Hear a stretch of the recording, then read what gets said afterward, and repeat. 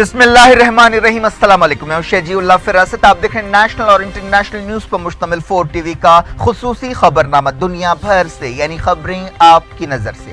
سب سے پہلے head lines. Maldives کے الیکشنز میں حیران کرنے والا نتیجہ، چائنا کے حامی صدر عبداللہ یامین کو شکست، اپوزیشن امیدوار ابراہیم سولی جیت گئے۔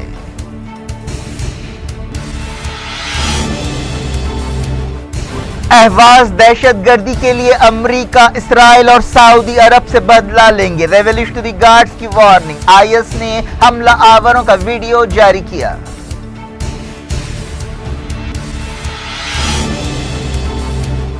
حسن روحانی جنرل اسمبلی میں حصہ لینے کے لیے نیو یارک پہنچے، مائک پومپیو نے کہا ٹرمپ ملنا چاہتے ہیں۔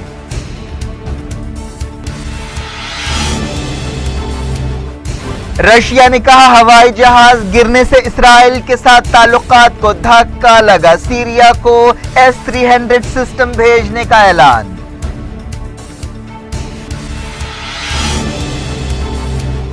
سعودی عرب کا قومی دن دھوم دھام سے منایا گیا، پرنس محمد نے کہا اسلامی اصولوں کے پابند رہیں گے۔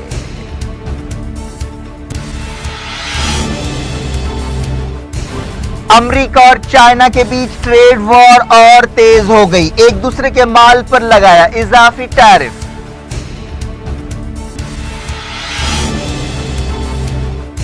قریشی نے کہا ہندوستان کے انکار کے باوجود بات چیت کی کوششیں جاری رکھیں گے، راجناتھ سنگھ نے کشمیر دہشت گردی کے لیے پاکستان کو ذمہ دار ٹھہرایا۔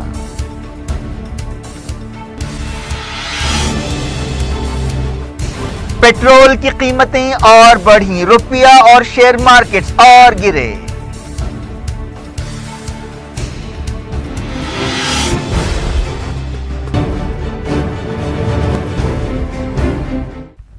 ہیڈ لائنز آپ نے دیکھی، خبروں کی تفصیل کی طرف آپ کو لے چلتے ہیں۔ مالدیپ کے صدر عبداللہ یامین نے الیکشنز میں اپنی ہار قبول کر لی ہے۔ ان الیکشنز میں اپوزیشن نے ایک ایسی جیت حاصل کی جس کی بالکل بھی امید نہیں کی جا رہی تھی۔ مسائل سے دوچار جزیرے میں ان الیکشنز کو جمہوریت کا امتحان سمجھا جا رہا تھا۔ عبداللہ یامین نے ٹیلی ویژن پر پیش ہوتے ہوئے کہا کہ مالدیپ کے شہریوں نے اپنا فیصلہ سنا دیا ہے، میں ان کے فیصلے کو قبول کرتا ہوں۔ 59 سالہ لیڈر 5 سال تک صدر رہے، جس کے دوران ناراض لوگوں کے خلاف زبردست کریک ڈاؤن کیا گیا۔ عبداللہ یامین نے صدر چنے جانے والے اپوزیشن لیڈر ابراہیم محمد سولی سے ملاقات کی اور انہیں مبارکباد دی۔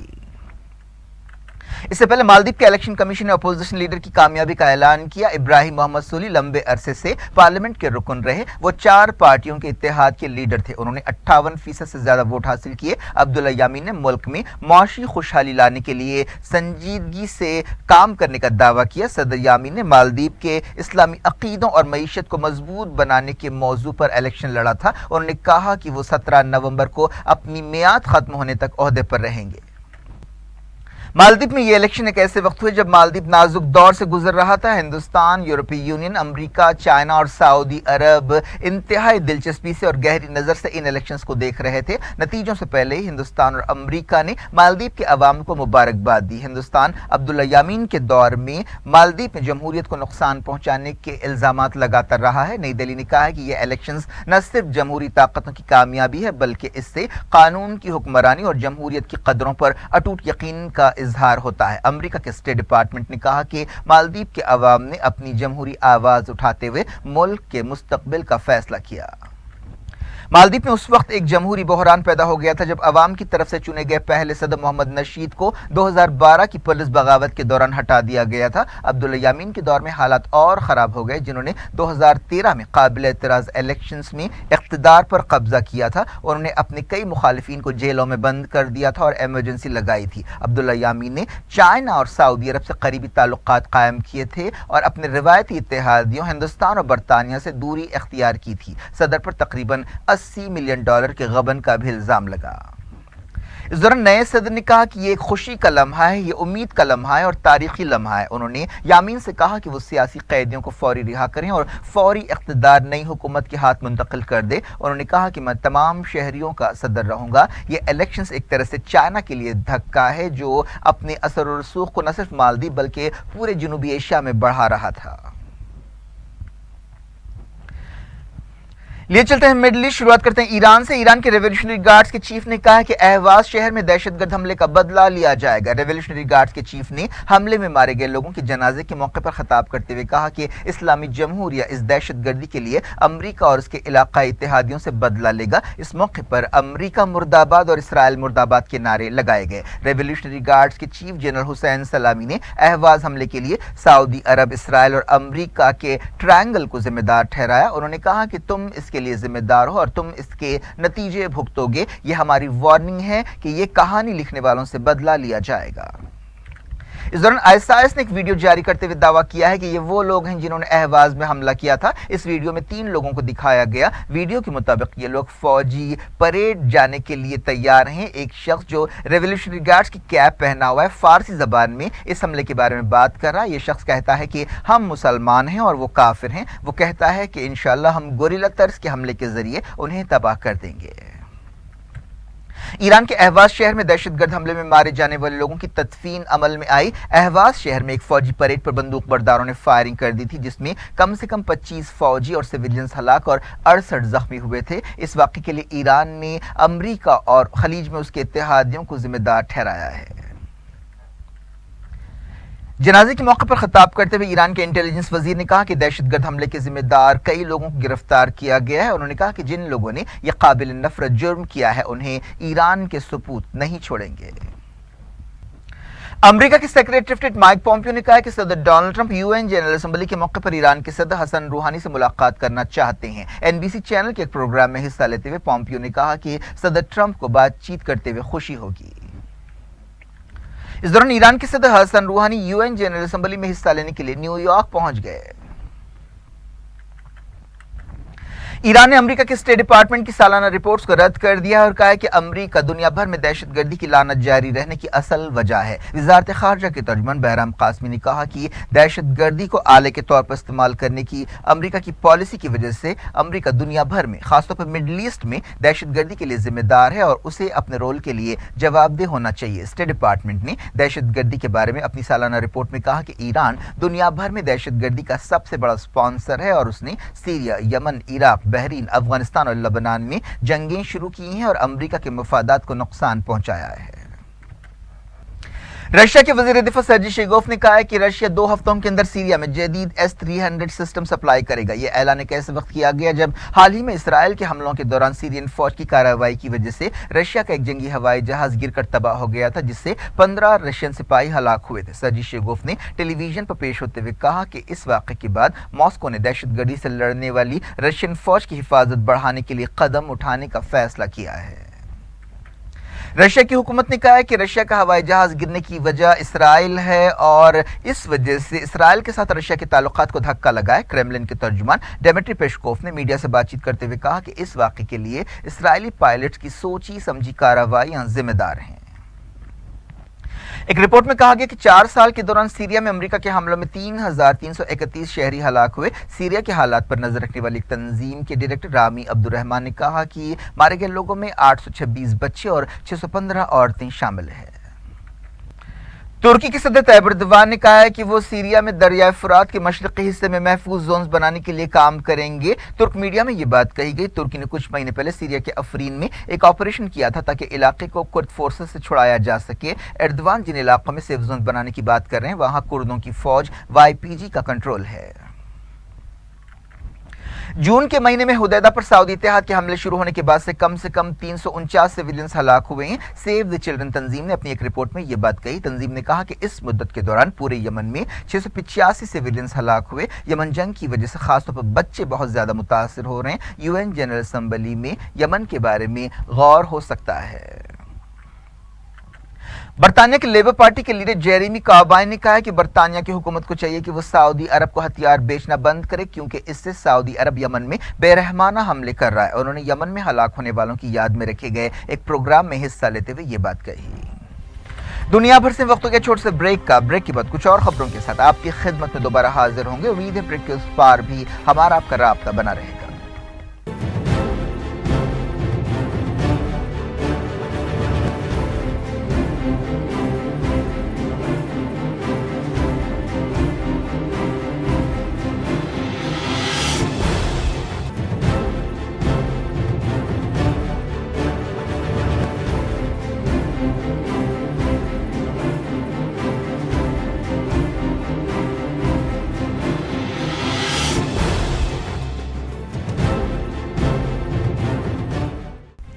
Welcome back. आप देख रहे हैं अपना पसंदीदा खबरनामा दुनिया भर से और मैं हूं शजीउल्लाह फरासत। इस खबरनामे में हम आपके लाते हैं दुनिया की गोशे गोशे से आप ही की पसंद और दिलचस्पी की खबरें। आगे बढ़ने से पहले हेडलाइंस एक बार फिर।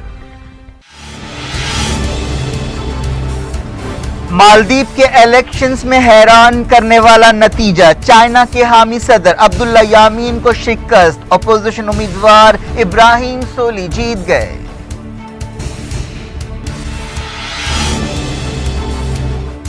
अहवाज दहशतगर्दी के लिए अमेरिका, इसराइल और सऊदी अरब से बदला लेंगे, रेवोल्यूशनरी गार्ड्स की वार्निंग, आईएस ने हमला आवरों का वीडियो जारी किया।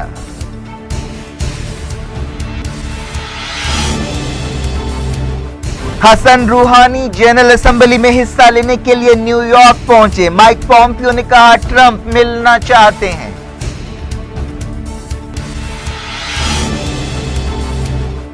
रशिया ने कहा हवाई जहाज गिरने से इसराइल के साथ ताल्लुकात को धक्का लगा, सीरिया को S-300 सिस्टम भेजने का ऐलान।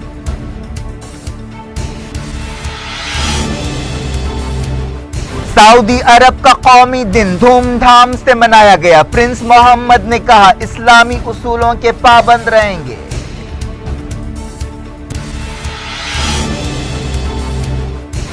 अमेरिका और चाइना के बीच ट्रेड वॉर और तेज हो गई, एक दूसरे के माल पर लगाया इजाफी टैरिफ।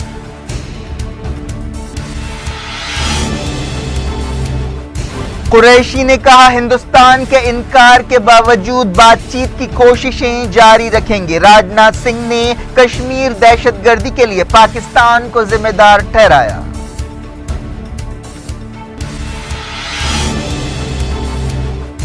पेट्रोल की कीमतें और बढ़ी, रुपया और शेयर मार्केट्स और गिरे।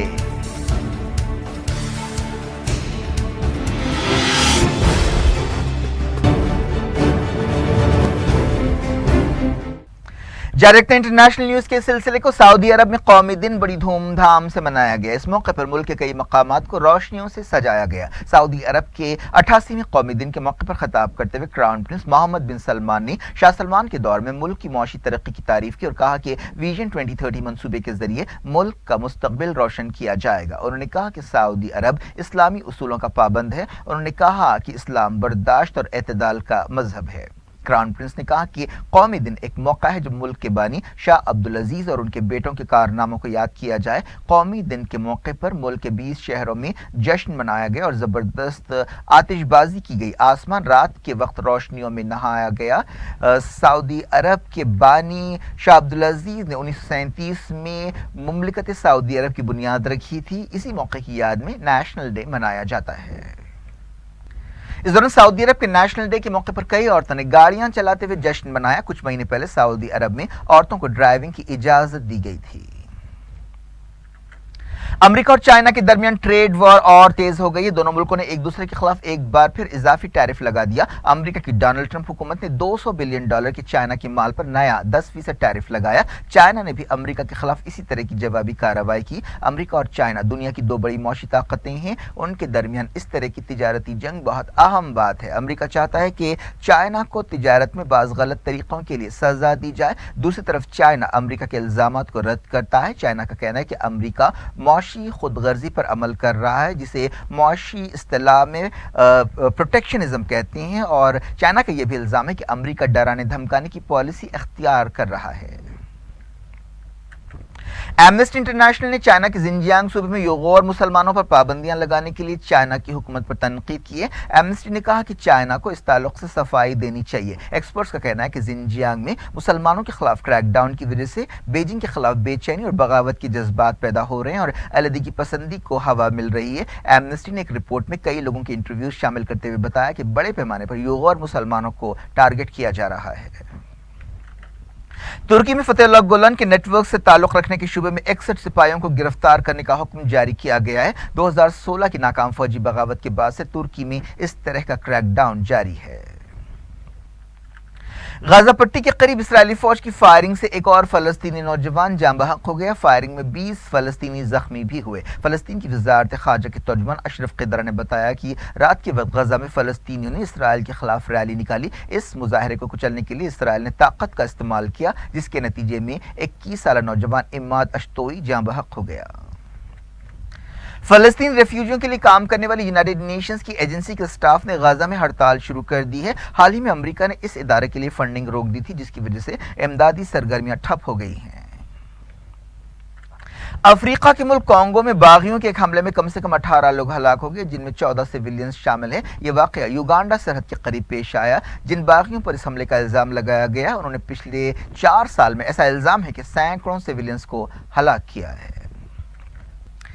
پاکستان کے وزیر خارجہ شاہ محمود قریشی نے کہا ہے کہ پاکستان کی طرف سے امن بات چیت کے بارے میں کی گئی پیشکش پر ہندوستان کا جواب غیر سفارتی اور نامناسب ہے، اور ہندوستانی وزیر خارجہ سشما سوراج کا لہجہ ان کے عہدے کے شایان نشان نہیں ہے۔ جنرل اسمبلی میں حصہ لینے کے لیے امریکہ پہنچتے ہوئے شاہ محمود قریشی نے واشنگٹن میں میڈیا سے بات چیت کرتے ہوئے کہا کہ ہندوستان کے جواب کے باوجود پاکستان بات چیت کا دروازہ بند نہیں کرے گا۔ انہوں نے کہا کہ ہم نے بات چیت کی خواہش ظاہر کی ہے کیونکہ ہم سمجھتے ہیں کہ یہی عقل مندی کا راستہ ہے، لیکن ہندوستان نے اس سے پہلے بھی آگے بڑھ کر پیچھے کی طرف قدم اٹھائے ہیں۔ حال ہی میں دونوں ملکوں نے جنرل اسمبلی کے موقع پر شاہ محمود قریشی اور سشما سوراج کے درمیان ملاقات سے اتفاق کیا تھا، لیکن اس اعلان کے 24 گھنٹوں بعد ہی ہندوستان کی حکومت نے اس ملاقات کو برخاست کرنے کا اعلان کر دیا، جس کے لیے یہ وجہ بتائی گئی کہ پاکستان نے بے رحمی سے ہندوستانی سپاہی کو ہلاک کیا اور برہان وانی جیسے ملیٹنٹ کے اعزاز میں ڈاک ٹکٹ جاری کیا گیا۔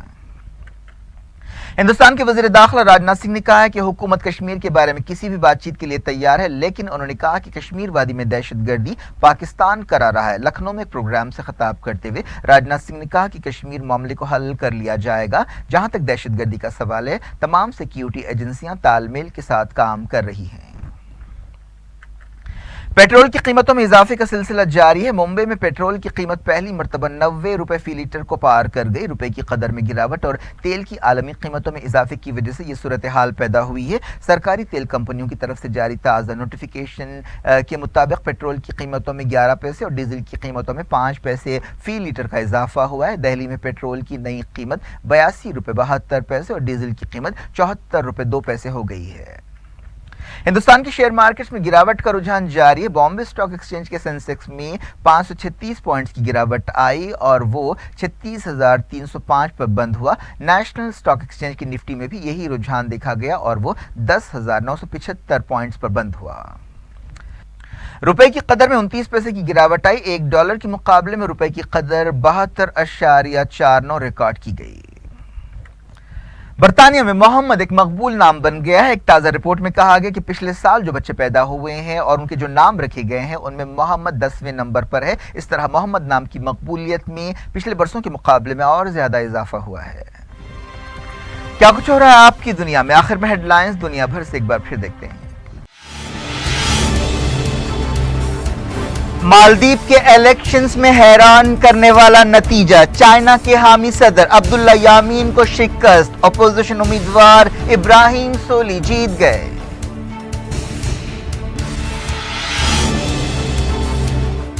اہواز دہشت گردی کے لیے امریکہ، اسرائیل اور سعودی عرب سے بدلہ لیں گے، ریولیوشنری گارڈز کی وارننگ، آئی ایس نے حملہ آوروں کا ویڈیو جاری کیا۔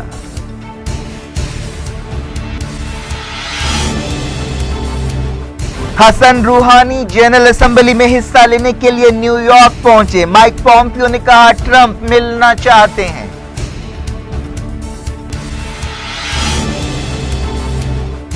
رشیا نے کہا ہوائی جہاز گرنے سے اسرائیل کے ساتھ تعلقات کو دھکا لگا، سیریا کو S-300 سسٹم بھیجنے کا اعلان۔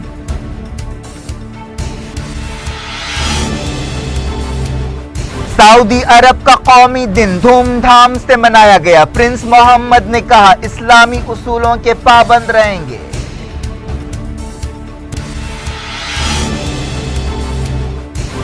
امریکہ اور چائنا کے بیچ ٹریڈ وار اور تیز ہو گئی، ایک دوسرے کے مال پر لگایا اضافی ٹیرف۔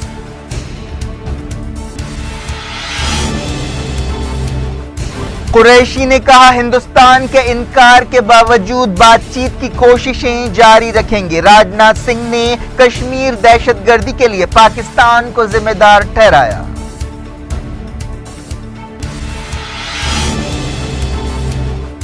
پیٹرول کی قیمتیں اور بڑھیں، روپیہ اور شیئر مارکیٹس اور گرے۔